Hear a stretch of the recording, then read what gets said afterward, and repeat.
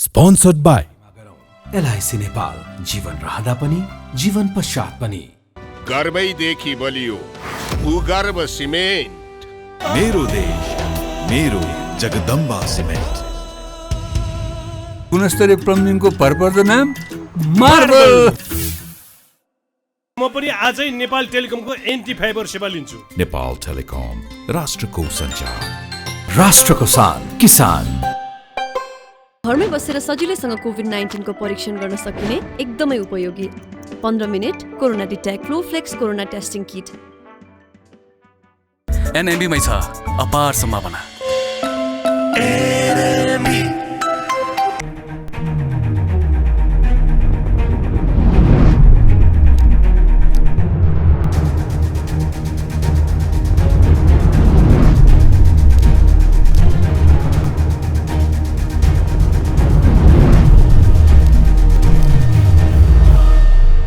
आज हामी जनता जान्न चाहन्छन् कार्यक्रममा एमसीसी पारित भइसकेपछिको नेपाली राजनीति र यसले पारेको प्रभाव र अन्तर्राष्ट्रिय क्षेत्रमा नेपालको प्रभाव, युक्रेन र रुस बीचको युद्ध, नेपालको भूमिका र अब एमसीसी कार्यान्वयन गर्नको लागि चुनौती अप्ठ्यारा, नेपाली कांग्रेसको भावी यात्रा भविष्य कस्तो छ भन्ने बारेमा आज हामी विशेष रूपमा नेपाली कांग्रेसका युवा नेता शङ्कर तिवारीसँग छौँ। तपाईँलाई म जनता जान्न चाहन्छन् कार्यक्रम स्वागत गर्न चाहन्छु। शङ्करजी धन्यवाद। अब नेपाली कांग्रेस कता आज सफल कि असफल अहिले एमसीसी पारित गराइसकेपछिको कुरा गर्न चाहन्छु। नेपाली कांग्रेस अत्यन्त दृढतापूर्वक सफलताको यात्रामा उन्मुख छ र नेपाली कांग्रेसमा गिरिजाप्रसाद कोइरालाको देहावसान पश्चात नेपाली कांग्रेस पार्टी अरूको मुद्दाबाट ड्राइभ भएर देखिन्थ्यो र नेपाली कांग्रेस पार्टीको शीर्ष नेता 62 पछिको नेपाली कांग्रेसको फर्स्ट म्यानले, पार्टी सभापतिले अथवा प्रधानमन्त्री बन्ने व्यक्तिले उसले मास फेस गरेर 5 देखि 10 मिनट जनताले बुझ्ने भाषामा कम्युनिकेट गर्न मुस्किल थियो। त्यसको 18 वर्षपछि आज नेपाली कांग्रेसले एमसीसी जस्तो विवादास्पद बनाइएको इस्युलाई एउटा त्यो डिलबाट मुख्य त्यसलाई देशको अग्रभागमा ल्याएर त्यसलाई नेपालका सबै कम्युनिस्ट घटकहरूलाई प्रत्यक्ष या अप्रत्यक्ष रूपमा चाहिँ उनीहरूलाई सहमत गराएर संसदबाटै जुन चाहिँ इन्डोर्स गरेको छ त्यसले नेपाली कांग्रेसको कद पनि बढाएको छ र देशको अन्तर्राष्ट्रिय रूपमा एउटा कद। त्यसो नेपाली कांग्रेस सफल हो भने तपाईँले भनिरहँदाखेरि अन्तर्राष्ट्रिय क्षेत्रमा त फेरि पनि त नेपाली कांग्रेसको बारेमा चर्चा परिचर्चा बहस सुरु भएको छ। कांग्रेसले किन आज रुसलाई समर्थन नगरिकन युक्रेनलाई गर्यो भन्नुहोस् त, कारण के? यो नेपाली कांग्रेसको भन्दा पनि नेपालको अवस्था के हो, नेपालको भूराजनीतिक अवस्थिति के हो, नेपालले एउटा देशको आइडेन्टिटी, यसको जति अहिलेको आधुनिक नेपालको यसको अस्तित्व छ कसरी जोगाएर राख्यो त भन्दाखेरि नेपालले जहिले पनि आफू जस्ता साना देशहरू जो ठुला देशहरूको त्यो एउटा बलमिचयमा पर्छन् तिनको पक्षमा बोल्ने हो र नेपालले अहिले सामान्य हैन युक्रेनलाई समर्थन गर्नुपर्ने कारण के त? नेपालले युक्रेन नेपाल जस्तै चीनले रुसलाई समर्थन गर्यो, हजुर, भारत मौन छ, बोलेको छैन, हजुर, मध्यस्थ पनि गर्न चाहेन उसले, हैन? किन नेपालले चाहिँ खुलेर समर्थन गर्यो? नेपालले आफूलाई युक्रेनको पक्षमा राख्नु नेपालको एउटा नीतिगत निरन्तरता जस्तो हो।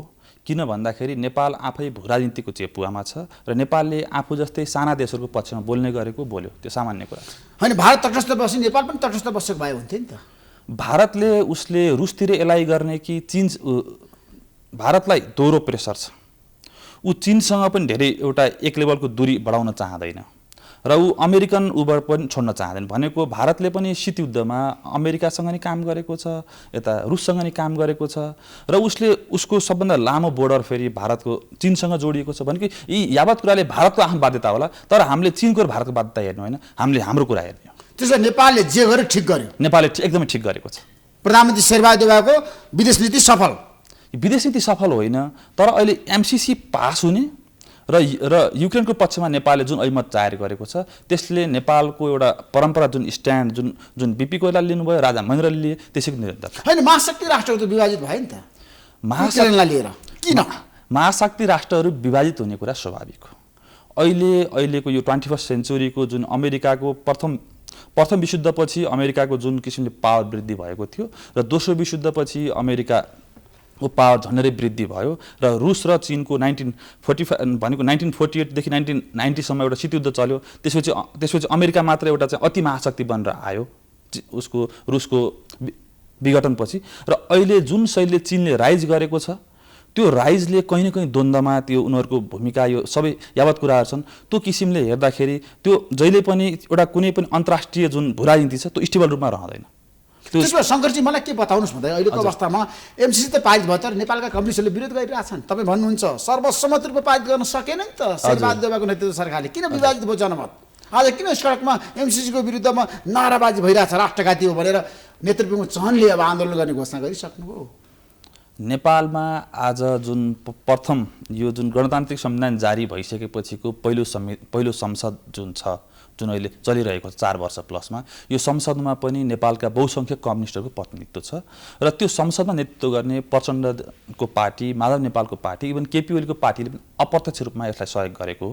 त्यो कुरा उहाँले हिजो आफूले पत्रकार सम्मेलन गरेर भन्नुभएको छ र त्योभन्दा बाहिर संसद बाहिर रहेका जुन यो साना कम्युनिस्ट घटकहरू छन् उनीहरूलाई त्यो अझै पनि त्यो जनतालाई गुमराहमा राखेर त्यो फल्स भनेको एकदमै त्यो गलत सूचना प्रवाहित गरेर जुन एउटा चाहिँ नेगेटिभ एटिट्युडको राजनीति गर्ने जुन कम्युनिस्टको जुन त्यो बाल मनोरोग छ 21औं शताब्दीमा आएर पनि मानिसहरू सबै यो 21st सेन्चुरीको स्कुल गएका, +2 पढेका त्यो सबै वेस्टतिर जान चाहन्छ। एमसिसीले त नेपालमा विकास होइन विनाश गर्छ रे नि त।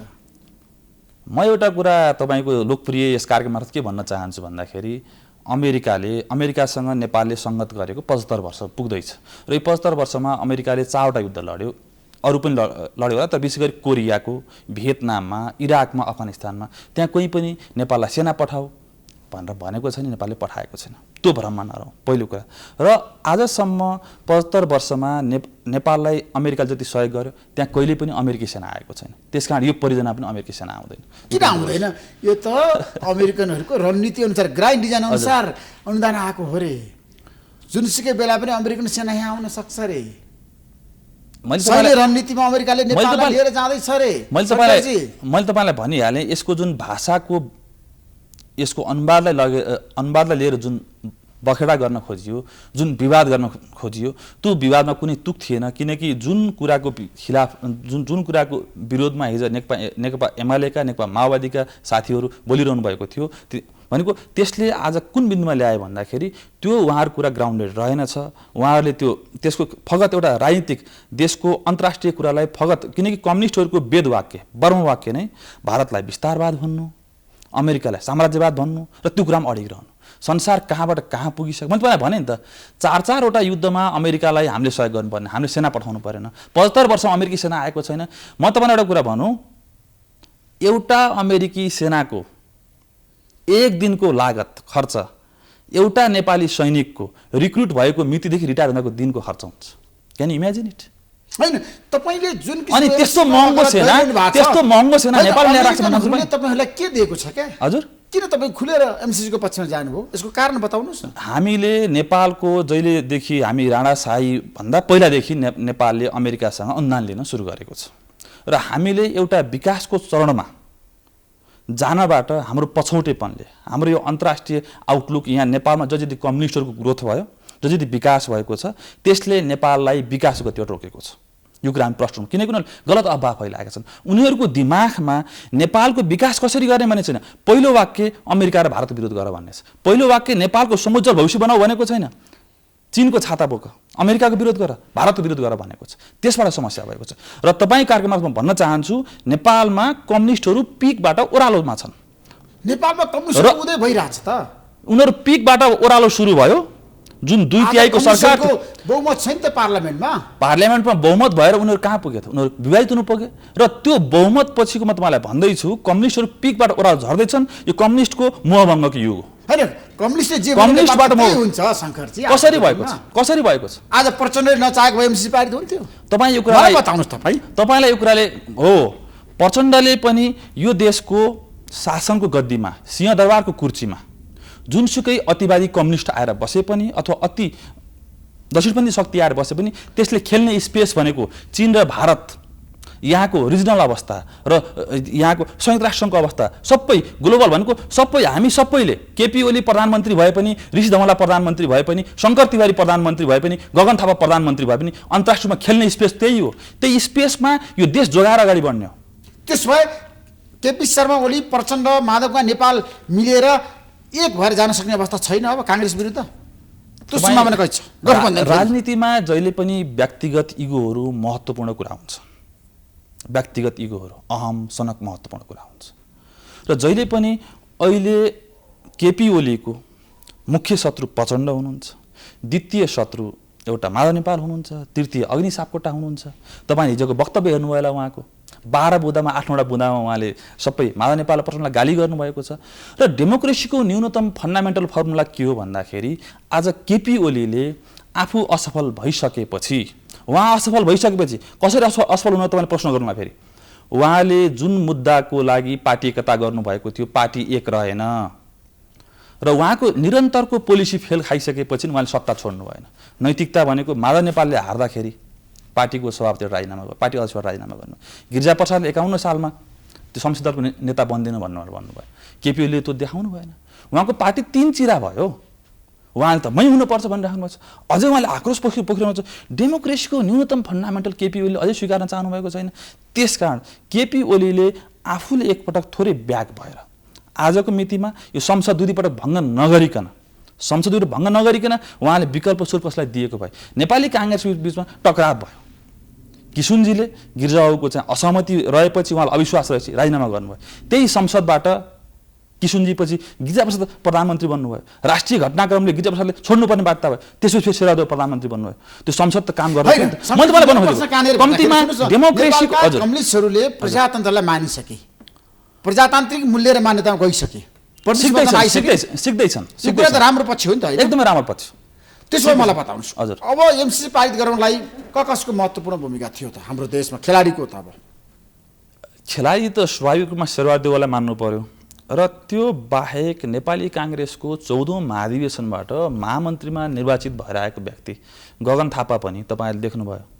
होइन, गगन थापाले एमसीसीको पक्षमा आफूलाई उभ्याउनु भयो, तर धेरै पछि आउनुभयो क्या। म तपाईँलाई अर्को पहिले आउनु पर्थ्यो। नेपाली अघि नै एमसीसीको पक्षमा गगन थापाले बोल्नु पर्थ्यो। तपाईँले अहिले 1 महिना अघि बोलेर हुन्छ? तपाईँले शङ्करजी, तपाईँले एउटा भनौँ, एउटा पार्लियामेन्ट्री डेमोक्रेसी मान्ने पार्टीको नेताले आफ्नो कुरा संसदमा बहस भएको बेला संसदमै राख्छु भनेर उहाँ रोकिनु भएको थियो। तर संसदमा बहस हुँदाखेरि केपी शर्मा ओली र उहाँको बिचमा द्वन्द्व हेरी तपाईँलाई थाहा छ के भएको? त्यति बेला नेपालको संसदमा एमसीसी टेबल भयो, एमसीसीमा बहस भएन। गगन थापाले सडकमा मत विभाजन भएको अवस्थामा मैले एमसीसीका बारे संसदमै बोल्छु, यो संसदको मामिला भएपछि संसदमै बोल्छु भनेर रोकिनु भएको थियो। र संसदमा उहाँले बोल्नुभयो र आफ्नो कुरा जोरदार रूपमा आम मानिसहरूले बुझ्ने भाषामा राख्नुभयो। होइन, गगन थापाको त्यो बाहेक पनि म त्यो प्रश्नमा पुग्छु। तपाईँको पहिलो प्रश्नको उत्तर दिँदैछु म। कोले मिलेर पारित गर्यो भन्ने बारेमा गगन थापाले शेरबहादुर देउवासँग मिलेर जुन किसिमले अहिले जुन यो डिक्लेरेटिभ इन्टरप्रिटेसन, यो जुन व्याख्या कुरा आयो, त्यो सहज गराउने व्याख्या, त्यो व्याख्यामा उहाँले भूमिका खेल्नुभयो। र त्यो भूमिकाले कम्युनिस्टहरूको जुन यो राजनीतिक छ भनेको, त्यो अमेरिकी साम्राज्यवाद भनेको त्यसलाई एउटा फेस सेभिङ भयो। र त्यो कुरा आज मात्रै एमसीसीको जुन मुख्यालयले त्यसलाई स्वीकृत गरेर पठाएको छ। त्यसकारण यसमा नेपाली राजनीतिको त्यो एउटा पुरानो पुस्ता र नयाँ पुस्ता दुईटीको हस्तक्षेपले सक्सेस भएको। त्यसो भए तपाईँले भन्नु व्याख्यात्मक घोषणा सही छ? सही छ। यो त नेपालको 4औं संसदले त्यसलाई पारित गर्यो। नेपाल हो। तपाईँ कस्तो कुरा गर्नुहुन्छ? हामीलाई फसाइयो रातारात। तपाईँ कस्तो कुरा गर्नुहुन्छ ऋषिजी? जुन संशय यो व्याख्यात्मक घोषणालाई के एमसीसीले स्वीकार गर्छ भनेर जसले प्रश्न गरेका थिए, त्यो घोषणा गरेको 72 घण्टाभित्र एमसीसीको मुख्यालयले हामीले त्यसलाई त्यो व्याख्यात्मक घोषणा ठिक छ भनेर भनिसक्यो त। अब यसमा संशय के कुरामा रह्यो? होइन, अमेरिकन गभर्नमेन्टले भन्नु पर्दैन। अब अमेरिकन गभर्नमेन्टले बोलिसक्यो त। अमेरिकन गभर्नमेन्टको विदेश मन्त्री र अर्थमन्त्री यस एमसीसीको त्यसको चाहिँ हेड गर्ने समितिमा हुन्छन् र त्यसले नेपालको संसदले पारित गरेको जुन यो व्याख्यात्मक घोषणा ठिक छ भनेर भनिसक्यो। त्यसको वक्तव्य आइसक्यो। अब स्वीकार होइन, 12 बुँदेलाई स्वीकार गर्यो। एमसीसीको मुख्यालयले स्वीकार गर्यो। एमसीसीको मुख्यालयले स्वीकार्यो। त्यसो 12 बुँदे अनुसारै अगाडि बढ्ने होइन, व्याख्यात्मक घोषणा अनुसारै एमसीसी कार्यान्वयन हुने भयो। त्यसमा तलमाथि हुँदैन। हामीले बुझेको र तिमीहरूले बुझेको विशेष गरी विदेशी दात्री निकायसँग गरिने कागजातहरू मूल कागजात अङ्ग्रेजी भाषामा हुन्छ। त्यसलाई नेपाली अनुवादमा लिएर नेपालका कम्युनिस्टहरूले भोट ब्याङ्कको चाहिँ पछौटे राजनीति गर्न खोजे। त्यसको लागि व्याख्यात्मक घोषणा जरुरी थियो। तपाईँहरूका जनतालाई त्यो भाषा जुन भाषा प्रयोग गरेर बुझाउनु भयो त्यो ठिक छ भनेर अमेरिकाले भनिदियो। त्यसमा अब मलाई बताउनुहोस्, अहिलेको अवस्थामा अमेरिका र अहिलेको छ नि हजुर। अन्तर्राष्ट्रिय हामीले छ नि खेलाडीहरूको कुरा गर्दाखेरि महाशक्ति राष्ट्रको कुरा गर्दाखेरि नेपाललाई अमेरिकाले साँच्चै अब सहयोग गर्न तयार भएको हो हृदयदेखि नै? अनुदानका पछाडि केही रहस्यहरू छ कि? नेपाललाई अमेरिकाले जहिले पनि सहयोग गरेको छ। नेपालमा विगतमा गरेको छ, तर अहिले एमसिसीमा कुनै रहस्यहरू छ कि? केही पनि रहस्य स्वार्थहरू छ कि? केही पनि रहस्य छैन। मैले तपाईँलाई भने नि पछिल्लो 75 वर्षमा दोस्रो विश्वयुद्धपछि अमेरिकाले कति युद्ध लड्यो, के चाहिँ अमेरिकाले हामीलाई तिमीहरूको सैनिक चाहियो भनेर मागेको छ? कहिले मागेको छैन। त्यति भ्रमबाट मुक्त हुनु पर्यो नि त।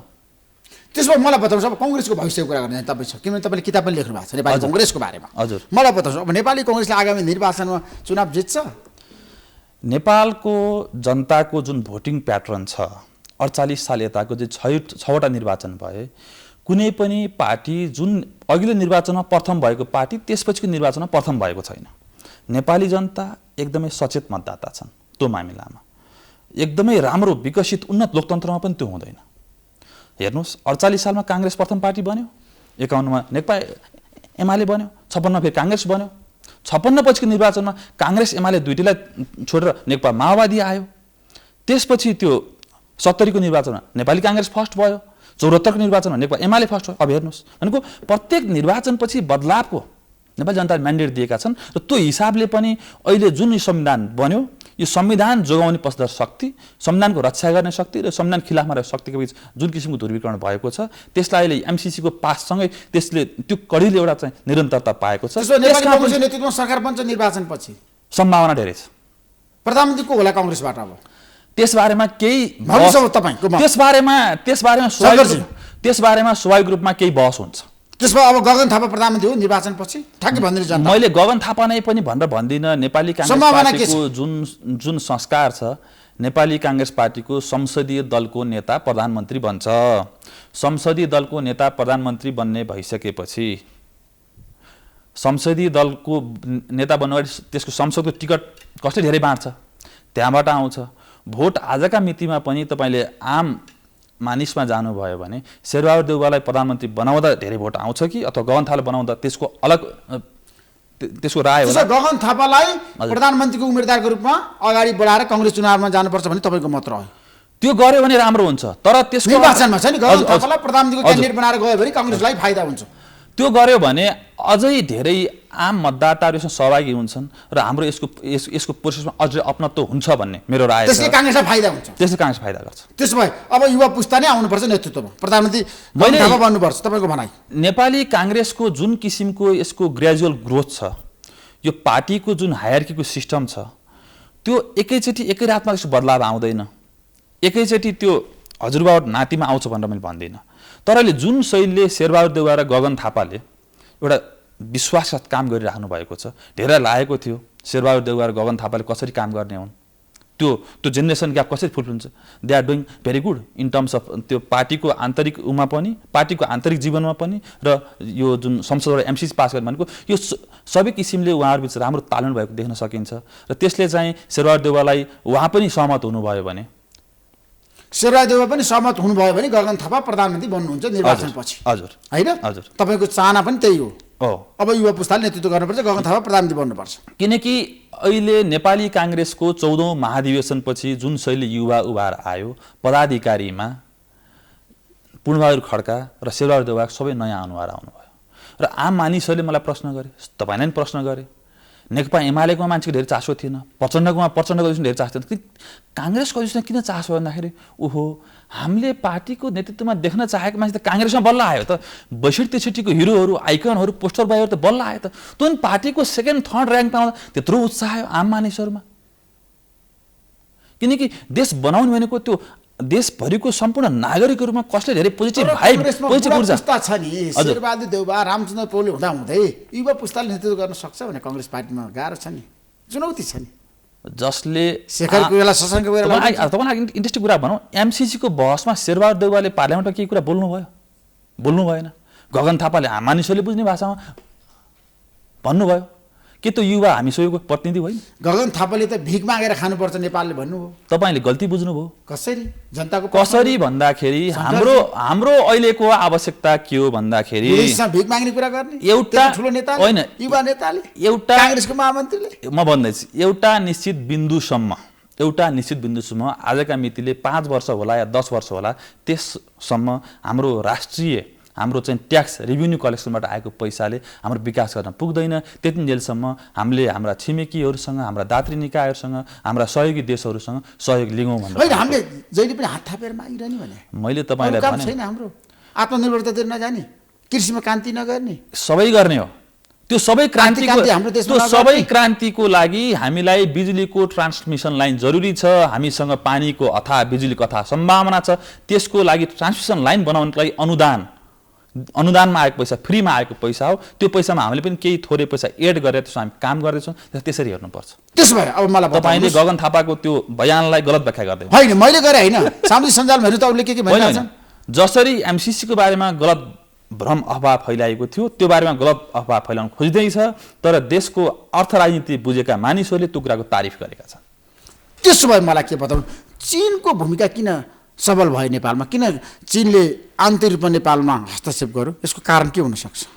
म तपाईँलाई इन्ट्रेस्टिङ कुरा भनौँ जति बेला बीपी कोइराला प्रथम जनरल प्रधानमन्त्री भएर चीन जानुभयो त्यति बेला माओसँग कुरा भयो र माओले के भने भन्दाखेरि म तिमीलाई पैसा राम्रै पैसा दिन्छु सहयोगको लागि तपाईँलाई नेपालको लागि दिन्छु तर भारतले भन्दा थोरै कम दिन्छु आँकडामै 1,10,000 रुपियाँ उसले भारतले दिन्छ भने मैले 1,09,000 रुपियाँ दिन्छु 9,979 दिन्छु भनेको त्यो किसिमको चीनको हामी चाहिँ त्यहाँ अहिले हात हाल्ने बेला भएको छैन भने बुझाइ थियो चीनले आफ्नै विकास गर्नुपर्ने अवस्था थियो यावत कुराहरू थियो तर चीनले यो पछिल्लो 70-75 वर्षमा जुन किसिमको ग्रोथ जुन किसिमको विकास गरेर आयो चीन आफू सुपर पावर भइसक्यो त्यो सुपर पावरले आफ्नो छिमेकमा दबदबा बढाउन चाहन्छ त्यसमा उसले एमसीसीलाई एउटा न्यू पायो र एमसीसीको प्रक्रियालाई उसले गिजोल्न खोज्यो आफ्नो जन्म जेसुकै हुन्छ उसले चाहिँ त्यसमा हात हाल्न खोजेर लफडा भएको।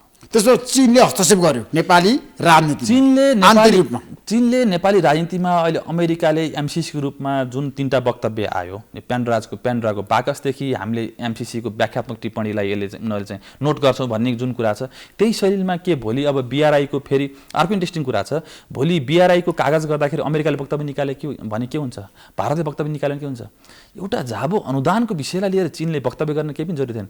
चीन आज दुनियाँको नामुद मिटर ब्याजी हो पोखराको विमानस्थल जुन बनेको छ त्यसमा 2% ब्याज तिर्नुपर्छ यो सबै कुरा प्रष्ट छ र चीनले यसरी त्यसो चीनले नेपालको विकास र प्रगति र उन्नति चाहेको छैन। हाम्रो कुनै पनि छिमेकीले हाम्रो विकास र उन्नति प्रगति चाहन्छन् भन्ने कुरा मलाई लाग्दैन त्यो हामीले चाहने हो त्यसरी अगाडि बढ्नुपर्छ। अहिलेको अवस्थामा देशको राजनीति विषयवस्तु हामीले छलफल गरिरहँदाखेरि काङ्ग्रेस एक्लै चुनावमा जाने कि गठबन्धन गरेर जाने?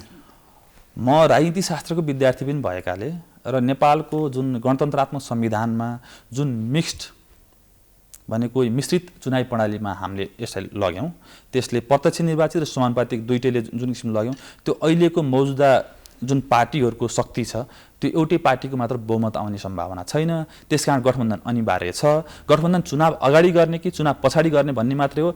नेपालमा 2007 सालपछि जम्मा 5वटा एकल सरकार बनेका छन् 62-63 पछि सबै सरकार गठबन्धन सरकार छन्। यति सानो यति बेसिक फ्याक्ट संविधानले दिएको हामी आम मानिसहरूलाई बुझाउन सकेका छौँ काङ्ग्रेसले बुझाउन सकेका छन् काङ्ग्रेस कार्यकर्ताहरूले सायद अब चाहिँ त्यो कुरा बुझ्नेछन् भन्ने मलाई लाग्छ।